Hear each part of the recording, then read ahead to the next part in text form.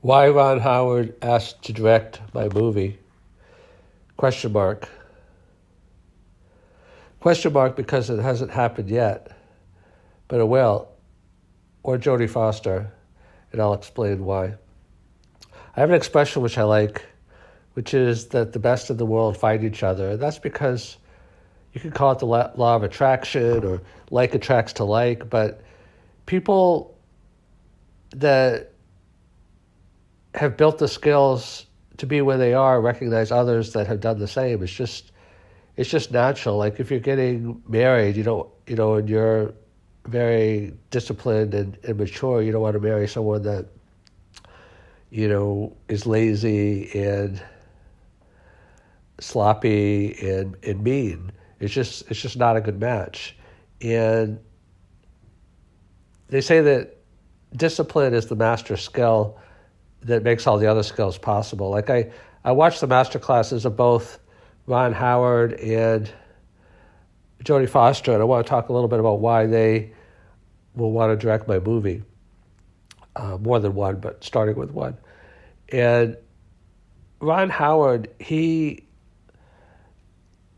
a person that, from his master class, he's extremely thorough and meticulous. He's like the most meticulous, almost individual I've ever seen. Like he just does run through after run through, and he knows how to integrate, all the components of a very large production very successfully, with a creative element. Like he's very hands-on and hands-off at the same time. Like he's not a micromanager, but he knows all the details, and he's very, very, very involved. But he also lets people do their own thing and improvise as well. And Jodie Foster I mentioned because she is a little bit more on the kind of like spiritual dimension. I mean, spiritual might be a little bit of an extended term, but she's a little bit more on the redemption. Like she's into personal redemption in her themes and in personal choices and conflicts that have kind of a little bit more of an elevated nature to them, potentially, and those resonate with my movies. And Ron Howard seems to be moving a little bit more in that direction also with his most recent movie. I mean, his earlier ones tended to be more just, great story and narrative and storytelling, obviously, but a little bit more of the, maybe pure action sequence attenuated or attached to those as well. So my books are revolutionary, and I have the reviews that demonstrate that, and also the success in other areas. And what it is that, Mark Zuckerberg became rich because he founded something that was an improvement. I have a video that talks about, I have a lot of videos because each of my podcasts become videos, but, it says that it took Facebook to create a better MySpace, and it took Google to create a better Yahoo. I mean, Yahoo was extremely popular, and then Google came along with PageRank and a better way of organizing the web and was more successful. And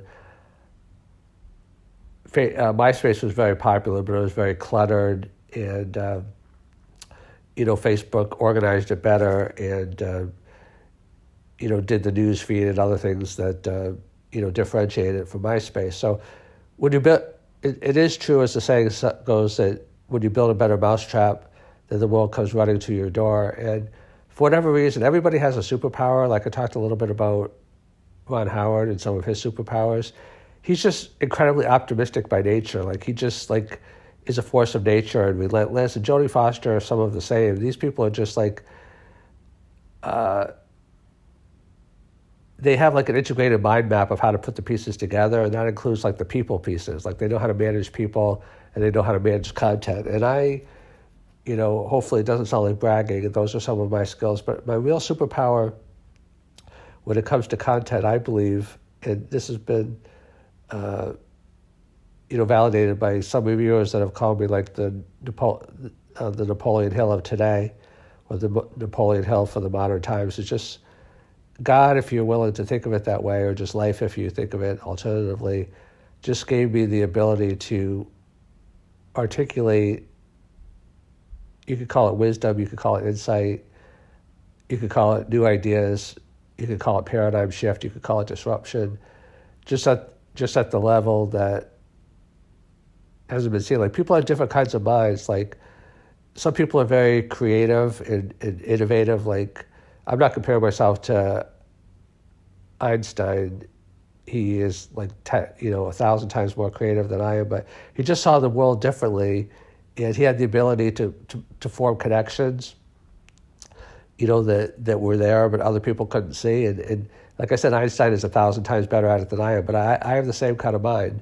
I can just see connections at a deeper level and put the pieces together that belong together, but haven't really been seen. Like a lot of things are just blind to us, but they're right in front of our eyes because we don't see them yet. And it's like some of it is self-discipline, but some of it is just, God-given thing you can't take credit for. Like Michael Jordan, for example, and I'm not comparing myself to him, but he had like the greatest talent in the world. Like he could just fly, but he also had like the killer work ethic and the killer competitive spirit to put it together. So it takes both. It takes the God-given ability.